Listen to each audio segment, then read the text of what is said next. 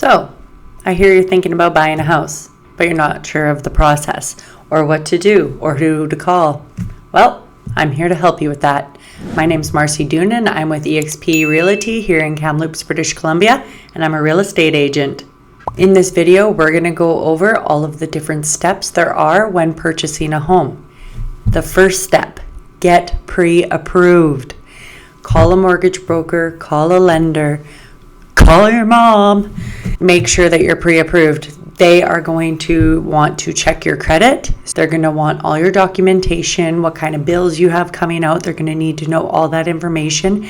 And then that way, when you are prepared, they have all of that information. They will be able to tell you what you need for a down payment, how much you're pre-approved for, and then that's when you go to step 2.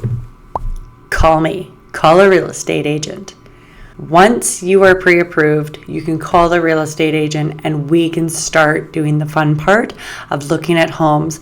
We'll go over the process together. We will discuss what you're looking for, your needs, your wants, the things that you need 3 bedrooms because you have triplets that are fighting all the time, and you only want 2 bathrooms because you have triplets and you would like your own washroom, kind of thing.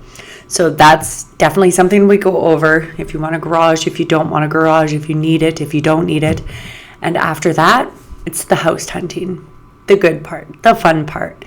We get to check out all the homes. We set you up on a search. And then once you see something you do like, or your realtor sees it, you're able to go view that home. Something you're going to want to keep in mind is you're going to want to investigate the areas of town, what part of town you like the school catchment, or you're close to work, or you don't care if you're close to work, but you care about the school catchment, all those kinds of things. Make sure you just ask around, even go into the neighborhoods and walk your dog pretending like it's yours. See what happens. See if it's a vibe that you like. It might not be. Then you're not going to want to purchase a home there because this is potentially one of the biggest purchases you're ever going to make in your life. So you definitely want to go check it out, but keep an open mind. Every subdivision isn't going to be perfect. And if there is a perfect one, well, that's fantastic for you, but just keep an open mind. Try not to be closed-minded when looking in the real estate market. When viewing the homes, take pictures and notes. Might as well. If you are viewing 4 homes, you might have liked the kitchen in home 1, but then home 3's was similar and you're not sure which one was which. So just take some pictures, take some notes, and kind of jot down the things you like and the things you didn't like as you go. So then that way when it comes to writing an offer, then you're a little more prepared, which brings us to our next one, our next step, which is making the offer. And it'll depend what market we're in at that point on what kind of offer to be put in.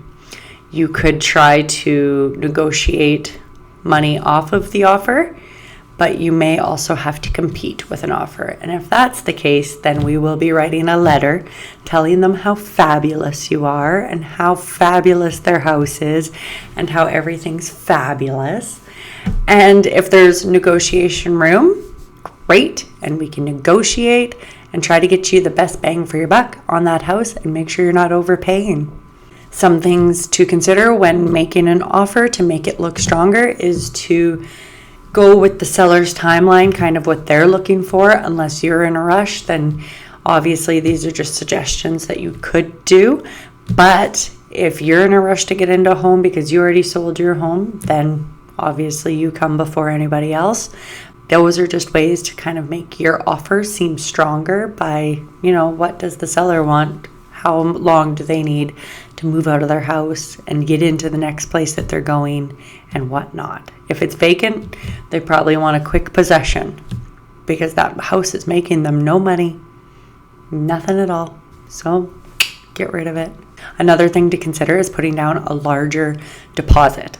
The deposit will always go towards your down payment on the house anyway, which you have to pay, but you might as well put down a larger deposit, just showing them how much more interested you are in the home. You do get that back for the most part.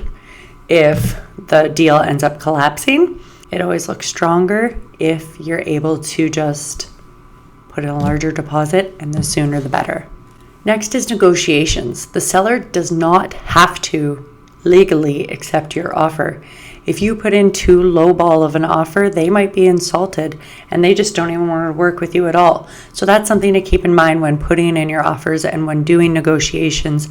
You don't want to insult the seller, but also you want to be able to put in a strong enough offer that they are at least willing to give you a counter offer, which means they will send you back another offer at what they think for the price and the subjects and whatnot. So just be ready for negotiations. Normally though, when you're competing in offers, you have to put in your best and final offer right off the hop, but that's only in competing offers, and that's only sometimes. Most of the time, just so you know. So be prepared for that. So once you're under contract and the negotiations have gone well, you guys have decided on everything, the contract of purchase and sale is signed and initialed and every X and T is dotted, and well, I don't think you dot either an X or a T. I messed that one up. It's not correct the way I'm saying that, but you're picking up what I'm putting down.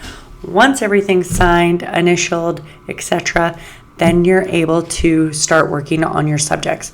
So normal subjects that you would have in there is for a home inspection. You want to get the home inspected to make sure that you don't take on a house that has $35,000 worth of fixing that needs to be done. And then you're also going to want to speak with your lender or your mortgage broker to be sure that you have all of your mortgage and your financing and everything put together and ready to go. Once the home inspection is done, there is normally room for renegotiation, just because, you find that $35,000 problem and then you need to renegotiate and be like, I'm not taking on this $35,000 problem.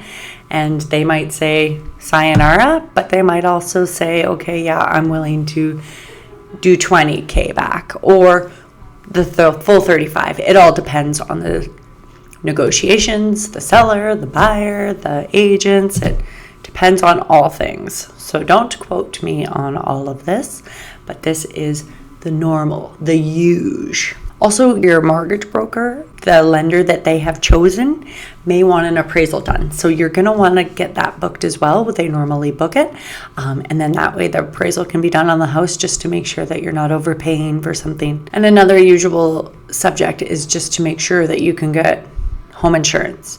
You never know with fire season, flood season, any of that, you might not be able to get home insurance, and you don't want to take on a property that you can't get insurance on, because then your mortgage isn't going to go through because your lender's not going to give you a mortgage if you don't have insurance on the house.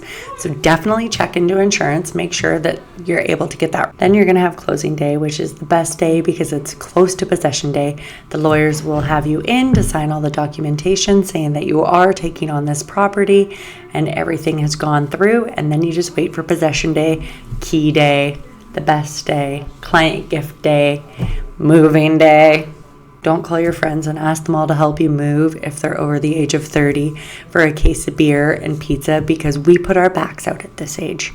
Please call a mover, please. And the last step is just to enjoy your new home. Thank you for listening to Marcie's TED Talk about Home Buying 101. And just always remember, if you're thinking about moving, call Marcie Doonan. Cheers.